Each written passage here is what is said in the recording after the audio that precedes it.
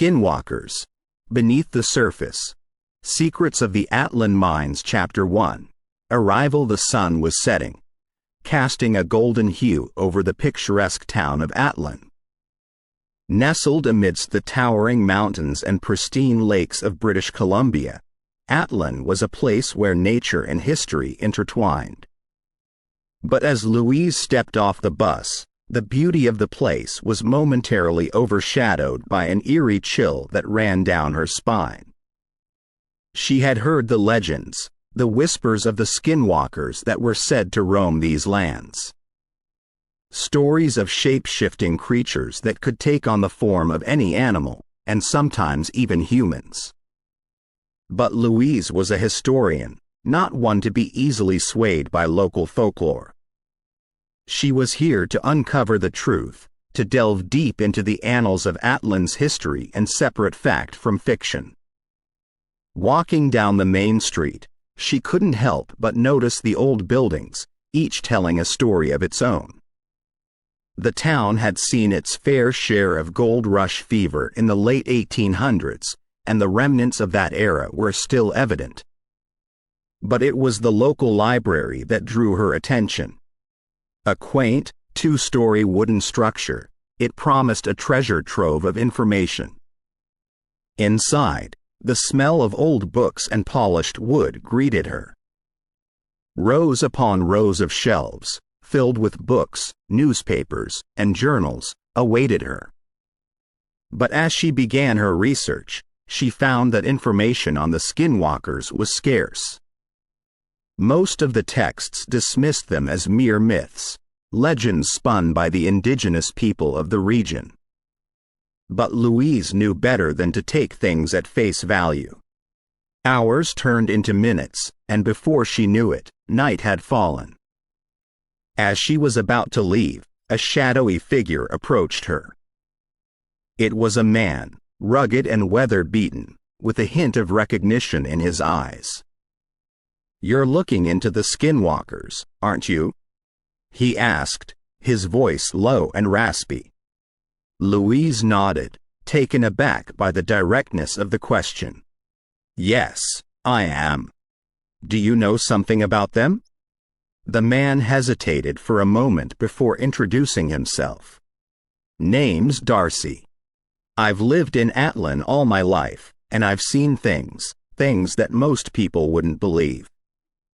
Intrigued, Louise invited Darcy to join her for a drink at the local tavern. As the two settled into a dimly lit corner, Darcy began to share his experiences. He spoke of strange occurrences in the mines, of miners who had gone missing, only to be found days later, dazed and confused, with no memory of what had transpired. He spoke of eerie howls in the night, of animals that seemed to vanish into thin air, and of shadows that seemed to have a life of their own. Louise listened intently, her historian's mind working overtime. She realized that Darcy's accounts, while chilling, provided valuable insights into the legends of the Skinwalkers. The two decided to collaborate, with Louise's historical knowledge complementing Darcy's first-hand experiences. As the night wore on, Louise felt a mix of excitement and trepidation. She knew she was on the cusp of uncovering a mystery that had eluded many before her. But she also knew that in doing so, she might be opening a Pandora's box, one that could change her life forever. The duo left the tavern, the weight of their mission pressing down on them. But as they stepped out into the cold night, the haunting howl of a wolf echoed in the distance, a chilling reminder of the journey that lay ahead. Chapter 2. The library's secrets. The morning sun streamed through the dusty windows of the Atlin Library, casting a warm glow over the wooden floors and bookshelves. Louise, with a steaming cup of coffee in hand, was already engrossed in her research. The previous night's conversation with Darcy had only intensified her curiosity. She was determined to unearth every piece of information she could find about the Skinwalkers. As she sifted through old newspapers and journals, a particular clipping caught her eye. The headline read, "Bounty Hunts of the 1890s, the Pursuit of the Supernatural." The article detailed the efforts of bounty hunters in the late 19th century, who were hired to capture or eliminate supernatural entities that were believed to be causing havoc in various communities. One name stood out among the rest: Nathaniel Blackwood.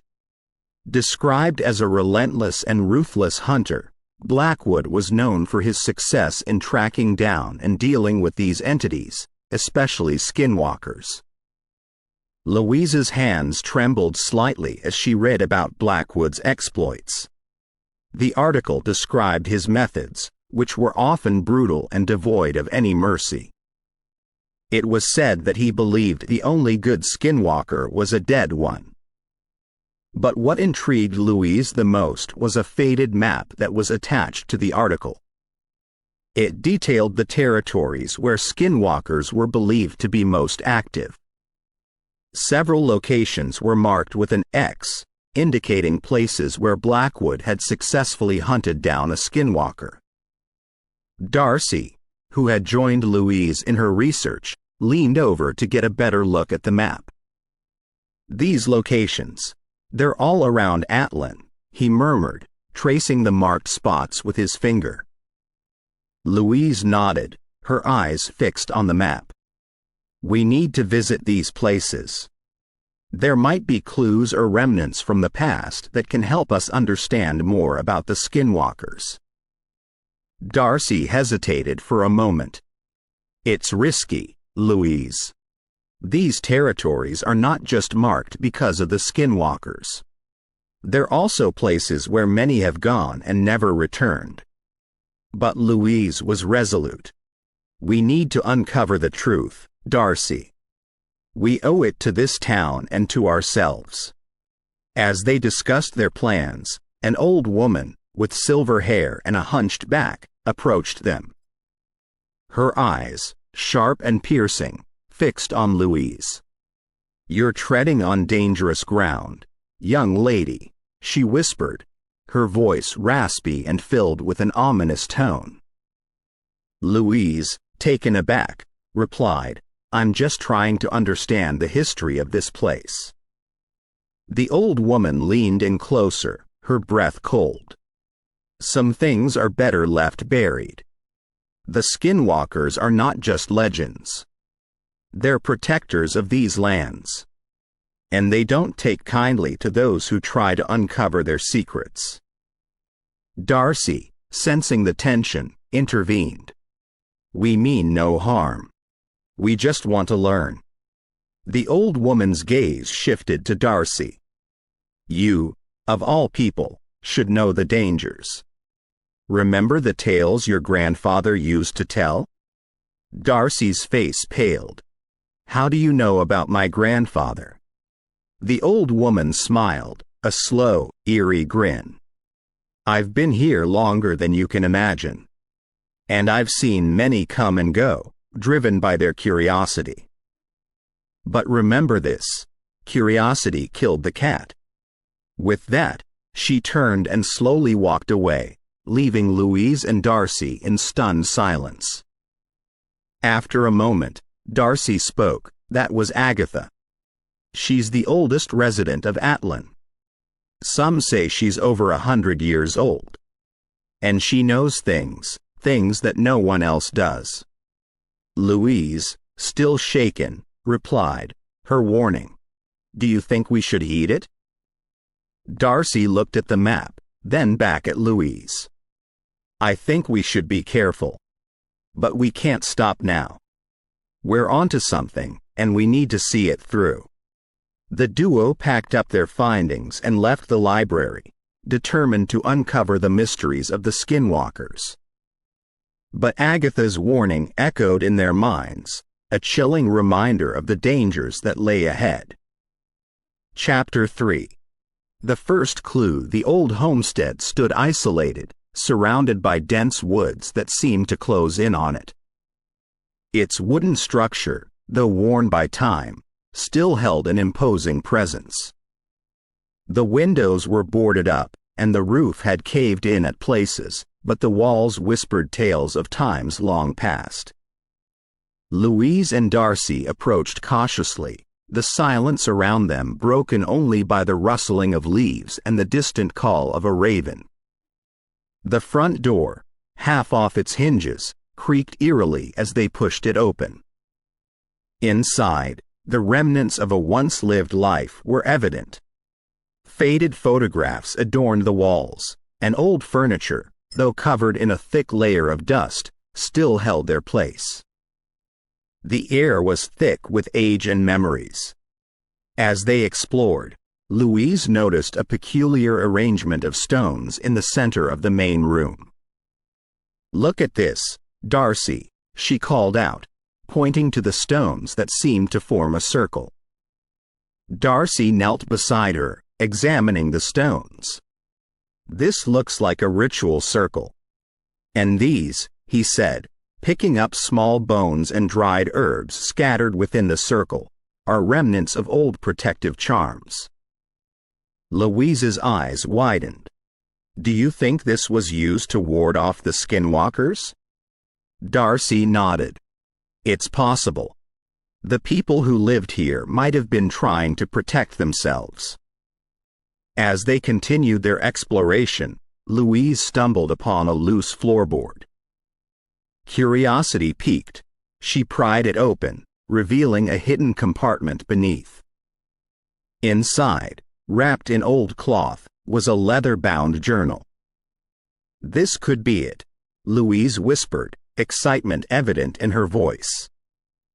She carefully opened the journal, revealing handwritten pages yellowed with age.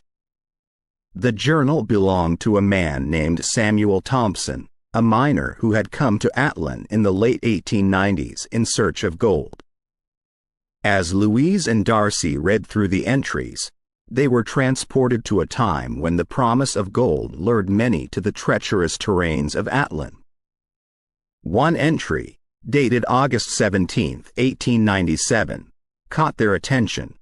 "The mines have been generous, but with the gold, we've unearthed something far more sinister. The elders speak of skinwalkers, protectors of these lands. At first, I dismissed them as mere tales, but last night, I saw one. Its eyes, glowing in the dark, watched me, and I felt a chill I've never known before." Another entry, a few pages later, read, "The attacks on our camp have increased. We've lost 3 men already. The elders speak of a pact, an agreement made with the Skinwalkers. In return for safe passage and the promise of no harm, we are to stay away from certain territories. Tomorrow, we meet to discuss this pact." Louise looked up at Darcy, realization dawning on her face. "This is it, Darcy. This journal confirms the pact mentioned in the library's map. The miners knew about the Skinwalkers, and they tried to coexist." Darcy, deep in thought, replied, "But something went wrong. The pact was broken, leading to the events we're witnessing now." The weight of their discovery hung heavily between them. The journal was not just a piece of history. It was a testament to the complex relationship between man and the supernatural. As the sun began to set, casting long shadows across the room, Louise and Darcy decided to head back to town. They had uncovered a crucial piece of the puzzle, but many questions remained. The duo left the homestead, but the tales within its walls, of gold, skinwalkers, and broken pacts, stayed with them, urging them to delve deeper into the mysteries of Atlin. Chapter 4. The pact. The morning sun cast a golden hue over Atlin, but the town's beauty was overshadowed by the looming mysteries of its past. Louise and Darcy sat in a local diner, the journal spread out between them. The aroma of freshly brewed coffee filled the air as they pored over the entries, trying to piece together the puzzle. The pact, Louise began, tracing her finger over the handwritten notes. It's clear that the miners knew they were encroaching on sacred grounds. They made an agreement with the Skinwalkers to ensure peace. Darcy nodded, taking a sip of his coffee. It's fascinating. The miners marked a territory, a boundary that they promised never to cross. In return, the Skinwalkers vowed not to harm the town or its people. Louise looked up, her eyes filled with determination. We need to find this territory, Darcy. We need to see if the pact is still being respected. Darcy agreed. The journal mentions a map. We need to find it. Their search led them back to the library. Hidden among old mining records and maps, they found a tattered piece of parchment. It was a map of the Atlin district, but with peculiar markings and symbols. A large portion of the forested area was circled, with the words, "Do not enter," written in bold. This must be it, Louise whispered, her finger tracing the boundary. This is the territory the miners promised not to venture into. Darcy looked closely at the map. It's vast. And look here. He pointed to a symbol that resembled a wolf's head. This must represent the Skinwalkers. The duo decided to venture into the marked territory the next day. They gathered supplies, ensuring they were prepared for a trek into the dense forests of Atlin. As they delved deeper into the woods, the atmosphere grew tense. The trees seemed to close in on them, their tall shadows casting eerie patterns on the ground. The silence was palpable, broken only by the occasional rustling of leaves or the distant call of a bird. Hours into their journey, they stumbled upon a clearing. In the center stood a massive stone, covered in ancient symbols and markings. Louise approached it cautiously, her fingers brushing over the cold surface. These symbols, she murmured, they're similar to the ones we found at the homestead. They must be protective charms. Darcy nodded, his eyes scanning the surroundings. This place feels different. It's as if we're being watched. Louise felt it too. An unsettling feeling of being observed, of not being alone. She took out the journal, reading aloud an entry dated September 3, 1897. We've marked the boundary, as agreed upon with the Skinwalkers. A stone stands as a testament to our pact. We've inscribed it with protective symbols, ensuring that no human crosses into their territory. In return, they've promised to let us be. The pact is sealed. The weight of their discovery was immense. They were standing at the very heart of the pact, the boundary that had been respected for over a century. As the sun began its descent, casting long shadows across the clearing, Louise and Darcy felt an overwhelming urge to leave. They quickly made their way back to town, the feeling of being watched never leaving them. Back in Atlin, they shared their findings with the townsfolk. The reactions were mixed. Some were skeptical, dismissing the tales as mere legends. Others, however, had stories of their own, of eerie encounters and unexplained events. Louise and Darcy realized the importance of their discovery. The pact, though old, was still very much alive. The boundary had been respected for over a century, ensuring peace between man and the supernatural. But with recent mining activities and the encroachment of modern civilization, the pact was in danger. The duo knew they had a responsibility to ensure it remained intact, to protect the town and its people from the wrath of the Skinwalkers. As night fell over Atlin, the town was abuzz with whispers and stories. The legend of the Skinwalkers had been reignited, and Louise and Darcy were at the heart of it, determined to uncover the truth and protect the legacy of the pact. Chapter 5. Into the wilderness, the dense forests of Atlin were a world unto themselves. Towering pines reached for the sky, their needles forming a thick canopy that filtered the sunlight into a dappled dance on the forest floor.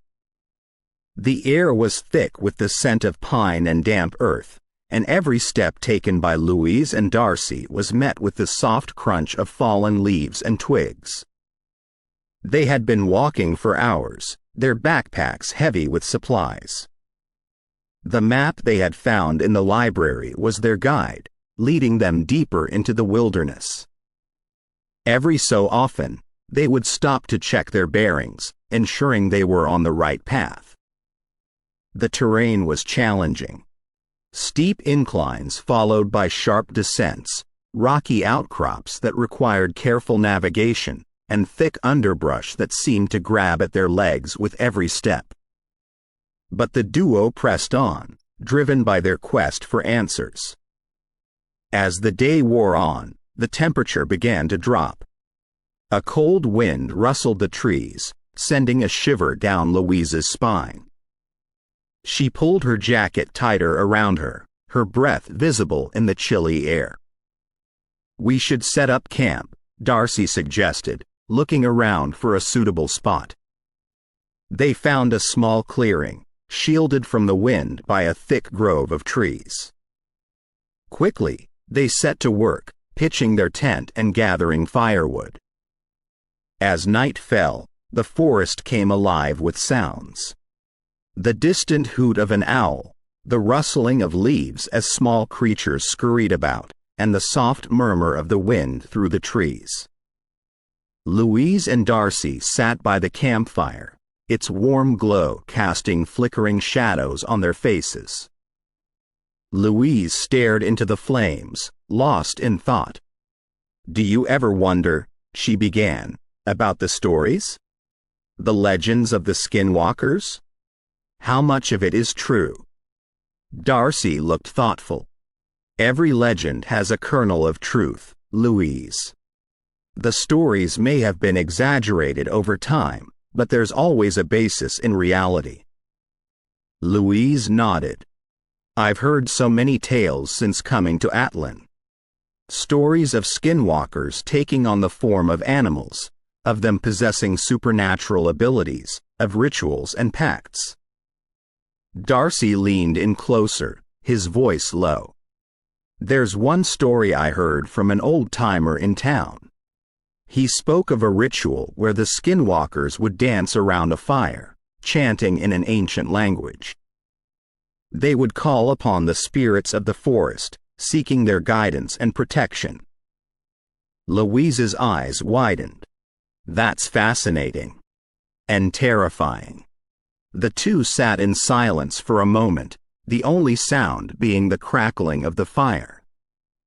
Suddenly, a distant howl pierced the night.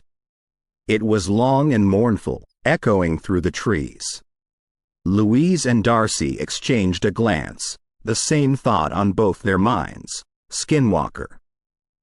The howl was followed by another, and then another. It seemed as though the forest itself was alive with the cries of the Skinwalkers. The duo gripped their weapons tightly, their senses on high alert. "We need to be careful," Darcy whispered. "They know we're here." Louise nodded, her heart racing. "We should take turns keeping watch. We don't know what they're capable of." The night wore on, the howls continuing intermittently. Every rustle of leaves, every snap of a twig sent the duo into high alert. But as the hours passed and dawn approached, the forest grew silent once more. Exhausted, Louise and Darcy packed up their camp and continued their journey. The events of the night weighed heavily on their minds, a constant reminder of the dangers that lurked in the shadows. But they were determined. They had come to Atlin in search of answers, and they would not leave until they had uncovered the truth about the Skinwalkers and their connection to the mines.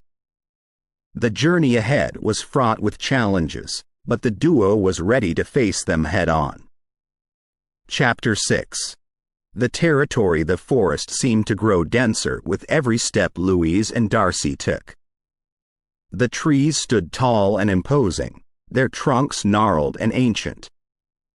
The duo had been walking for hours, following the map and the markings they had discovered. The deeper they ventured, the more they felt the weight of the forest's history pressing down on them. It was Darcy who first noticed the markings. "Look here," he whispered, pointing to a series of symbols carved into the bark of a massive pine tree. The symbols were intricate, a combination of geometric shapes and what looked like ancient script. Louise approached the tree, her fingers tracing the carvings. "These are boundary markers," she murmured. "They indicate the territory of the pact, the area the Skinwalkers claimed as their own." As they continued on, they found more trees with similar markings, forming a clear boundary. It was evident that this was a sacred space, a place where humans were not meant to tread. But as they delved deeper into the territory, they began to find evidence of recent activity. Broken branches, footprints that were neither human nor animal, and a lingering scent that was both musky and metallic. The signs were clear. The Skinwalkers had been here. Darcy, ever the prepared explorer, had brought along a set of surveillance equipment. They decided to set up cameras at strategic points, hoping to capture footage of the elusive creatures. Night vision cameras, motion sensors, and audio recorders were carefully placed, covering a wide area. As night fell, the duo retreated to a safe distance, setting up a makeshift camp. They huddled around a small fire, the warmth a welcome respite from the cold. Every so often, they would check the feed from the cameras, scanning for any activity.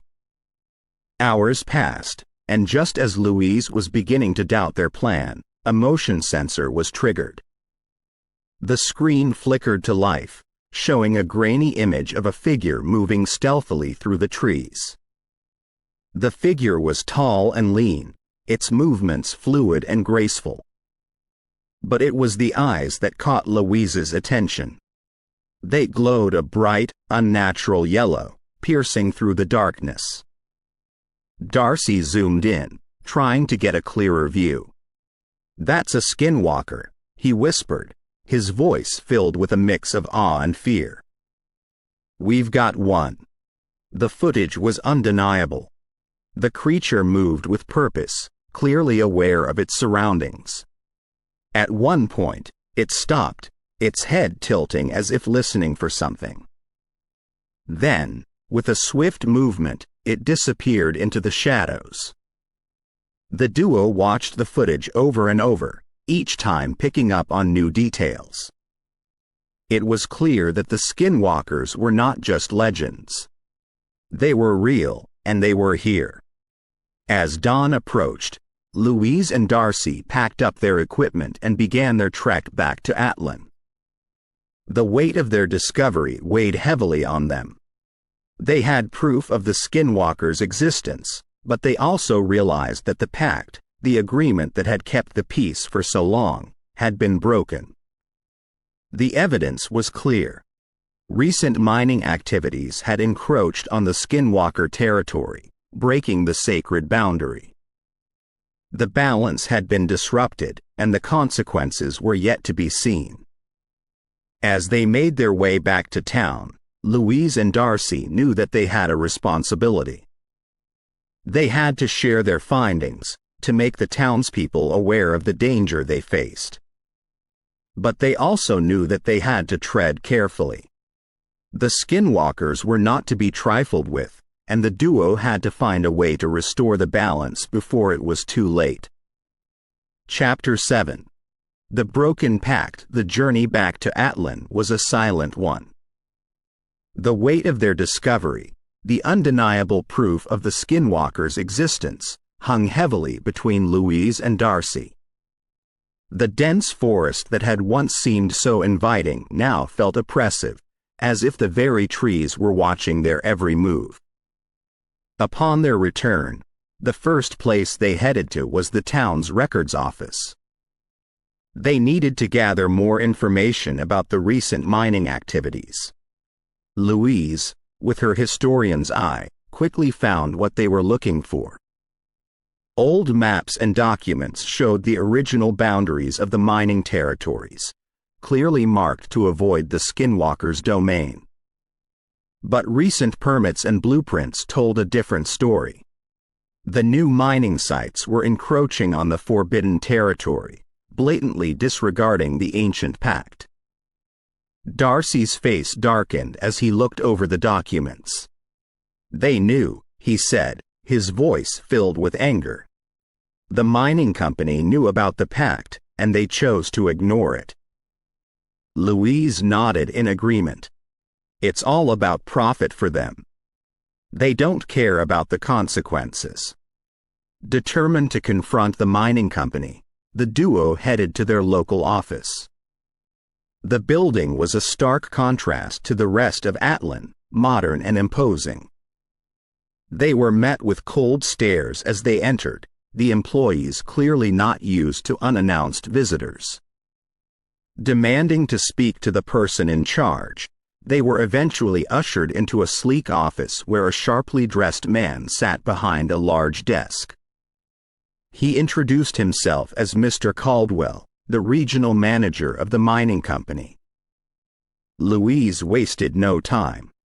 Placing the documents they had found on his desk, she said, "You are aware that your company is violating an ancient pact, aren't you?"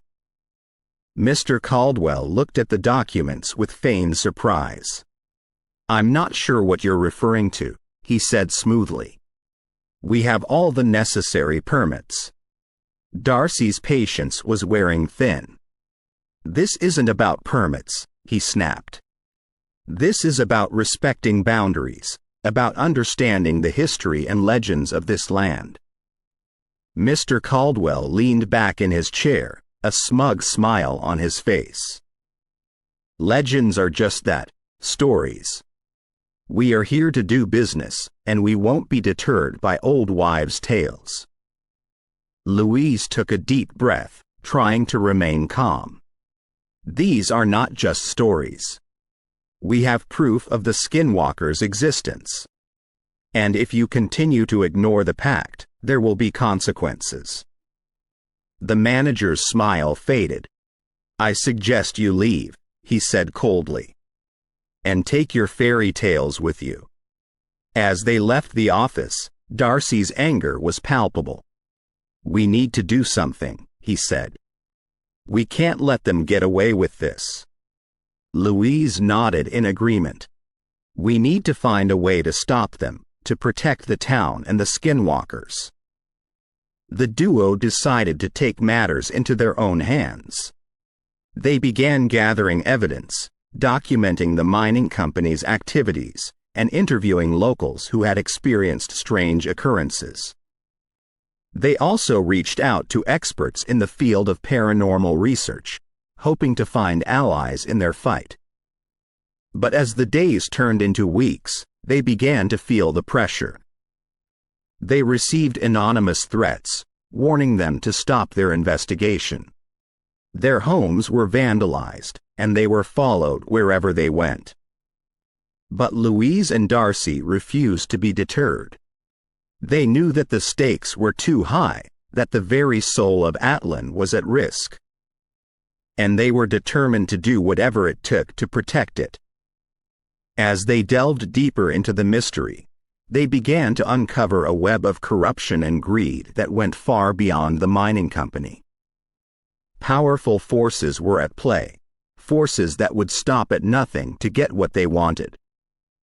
But Louise and Darcy were not alone. The people of Atlin, inspired by their bravery, began to rally behind them. Together, they formed a united front, determined to defend their town and its history. The battle had just begun, and the duo knew that they were in for the fight of their lives. But they also knew that they had the truth on their side, and they were willing to risk everything to bring it to light. Chapter 8. The ritual. The sun had barely risen, casting a soft golden hue over Atlin. The town, which usually bustled with activity, was eerily silent. The recent events had cast a shadow over its residents, and an air of anticipation hung thick. Louise and Darcy had spent the past few days buried in ancient texts and manuscripts, trying to find a way to restore the broken pact. Their research led them to a forgotten tome, its pages yellowed with age, detailing rituals of the First Nations. Among these rituals was one specifically designed to appease angered spirits, like the Skinwalkers. The ritual was intricate, requiring specific items and precise timing. Sacred herbs like sage, cedar, and sweetgrass, known for their purifying properties, were essential. Animal offerings, particularly those of a white deer, were believed to be favored by the spirits. And perhaps most crucial were the ancestral chants, passed down through generations, that held the power to bridge the world of the living and the supernatural. Gathering the items was no easy task. The herbs were sourced from local healers, who understood the gravity of the situation and were more than willing to help. The white deer, however, proved to be a challenge. Such creatures were rare, and it took days of tracking in the wilderness before they found one. With a heavy heart, Darcy made the offering, understanding the necessity of the sacrifice. With everything in place, the duo headed to the boundary marked on the old map, the very heart of the Skinwalker territory. The location was a clearing in the forest, surrounded by ancient trees whose roots seemed to run as deep as time itself. At the center stood a large stone, worn smooth by centuries of weather, which would serve as the altar. Louise began by lighting a fire, its flames dancing and crackling, casting eerie shadows on the trees. She then placed the herbs in a bowl, letting them smolder and release a thick, fragrant smoke that enveloped the clearing. Darcy, holding the deer offering, began the ancestral chants.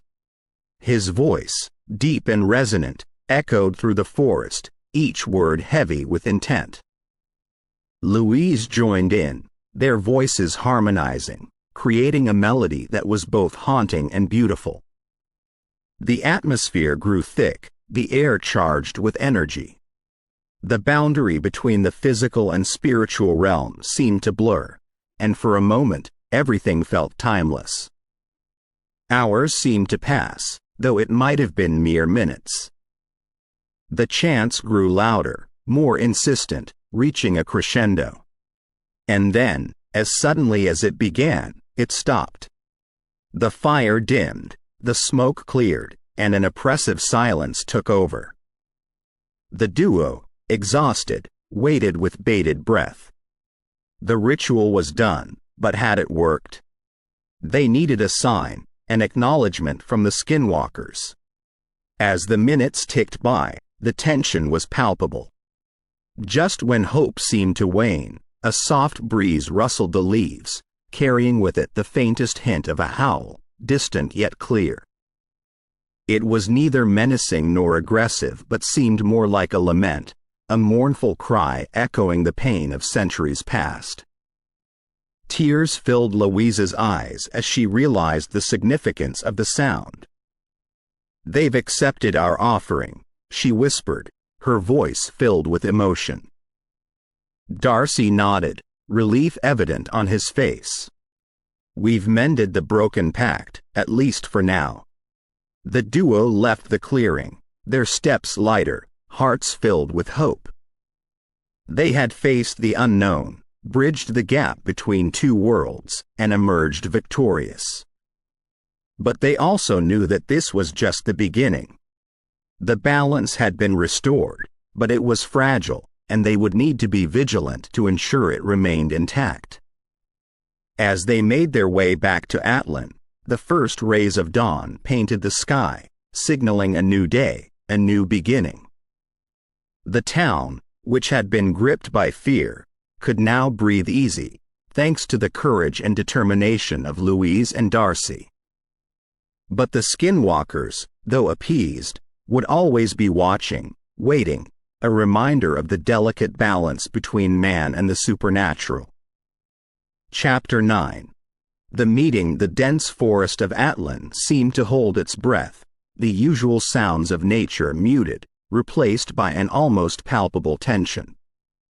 Louise and Darcy, having just completed the ritual, were making their way back to town when they felt it, a shift in the atmosphere, a prickling sensation at the back of their necks. From the shadows emerged figures, their forms shifting and shimmering, caught between the realm of man and beast. The Skinwalkers. Their eyes, a deep, penetrating yellow, bore into the duo, assessing, judging. Louise felt a chill run down her spine, but she held her ground, her research having prepared her for this moment. Darcy, though visibly tense, stood firm beside her. The leader of the Skinwalkers, distinguishable by the intricate markings on its face, stepped forward. It stood tall, its form more human than the others, but with an aura that was undeniably otherworldly. There was no spoken language, but a form of communication transcending words. Images, emotions, and intentions flowed between them, a silent conversation unfolding. The Skinwalkers conveyed their deep-rooted pain and anger. The broken pact was not just a mere agreement. It was a sacred bond, a promise made by their ancestors and the miners. The recent intrusions into their territory were not just a violation of land but a desecration of memories, of souls long past. Louise, tapping into her vast knowledge of history and lore, projected images of the past, of the original pact, of the mutual respect that once existed. She showed them the ritual they had just performed, their genuine intent to mend the broken ties. Darcy, drawing from his recent experiences, shared his encounters, his growing understanding, and respect for the Skinwalkers. He conveyed his deep regret for the actions of the miners and the town, their ignorance and greed. The silent exchange continued, a dance of memories, emotions, and intentions. The Skinwalkers, though still wary, began to show signs of understanding. Their displeasure was evident, but so was their appreciation for the duo's efforts. After what felt like hours, the leader stepped forward, extending a hand, a gesture of peace. Louise, understanding the significance, took it, sealing the new pact. The terms were clear. Respect the boundaries, honor the past, and ensure that the mistakes of recent times were not repeated. With the agreement in place, the Skinwalkers retreated, their forms blending seamlessly with the forest, leaving behind an air of tranquility. The duo, their hearts lightened, made their way back to Atlin. The town, which had been on edge for weeks, greeted them with a mix of hope and apprehension. Louise and Darcy, now mediators between two worlds, shared their experience, the new pact, and the importance of upholding it. The days that followed saw a change in Atlin. The mining company, under pressure from the townsfolk and the duo, rerouted their activities, steering clear of the Skinwalker territory. The town organized awareness sessions, ensuring that every resident understood the significance of the pact and the consequences of breaking it. As days turned into weeks, and weeks into months, Atlin began to experience a period of peace and prosperity. The Skinwalkers, though still a mystery, were no longer a threat. They became a part of the town's lore, a reminder of the past, and the importance of understanding and respecting it. Louise and Darcy, having played a pivotal role in restoring the balance, decided to stay in Atlin. They established a research center dedicated to studying the Skinwalkers and preserving the town's history. Their efforts ensured that the stories of the past were not forgotten, that the mistakes were not repeated. The story of Atlin and the Skinwalkers became a testament to the power of understanding, respect, and coexistence. It served as a reminder that every soul, whether living or departed, has a story worth telling, a legacy worth preserving. Chapter 10. Departure. The sun cast a golden hue over Atlin, its rays reflecting off the serene waters of the lake. The town, which had once been gripped by fear and uncertainty, now basked in a newfound peace. The streets were abuzz with activity, children playing, and townsfolk going about their daily chores, but there was an underlying sense of gratitude, a collective sigh of relief. Louise sat in the town's library, surrounded by stacks of books, journals, and newspaper clippings. She had taken it upon herself to document the events of the past few months, ensuring that the story of Atlin and the Skinwalkers was preserved for posterity. With meticulous detail, she chronicled the history of the pact, the broken promises, their journey into the wilderness, and the eventual reconciliation. As she penned down the final words, she couldn't help but reflect on her own journey. From a historian intrigued by legends to a mediator between two worlds, Louise had come a long way. The experiences had changed her, giving her a deeper understanding of the world and the delicate balance that existed between man and the supernatural. Darcy, on the other hand, had found his calling in Atlin. He had set up a monitoring station at the boundary of the Skinwalker territory, equipped with cameras and sensors. His role was to ensure that the pact was respected, that the mistakes of the past were not repeated. The town had come to rely on him, his first-hand experiences with the Skinwalkers making him an invaluable asset. The duo's efforts had not gone unnoticed.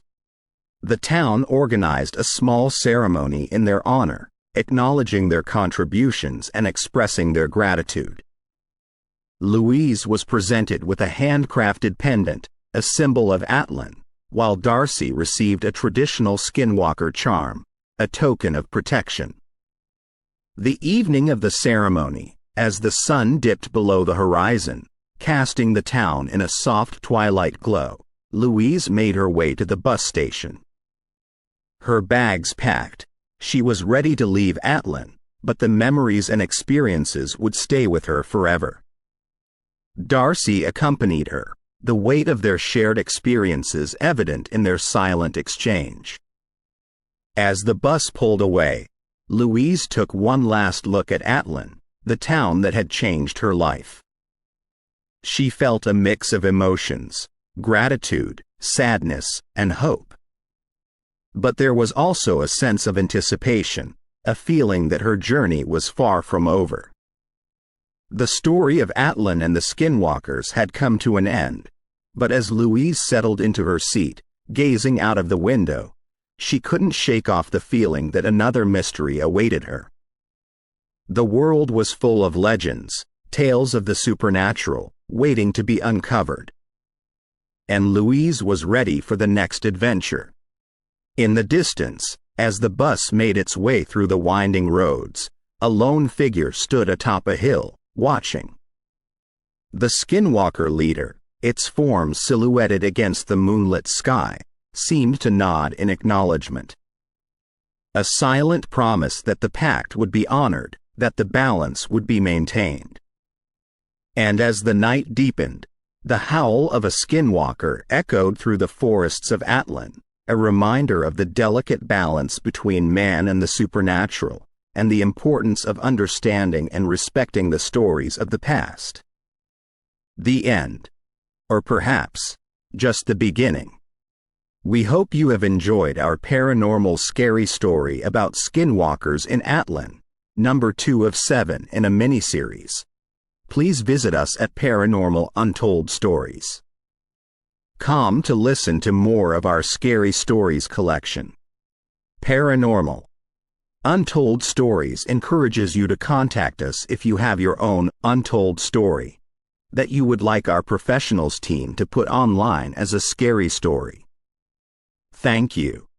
Please follow our YouTube channel, Paranormal Untold Stories, and encourage others to do the same. Paranormal Untold Stories.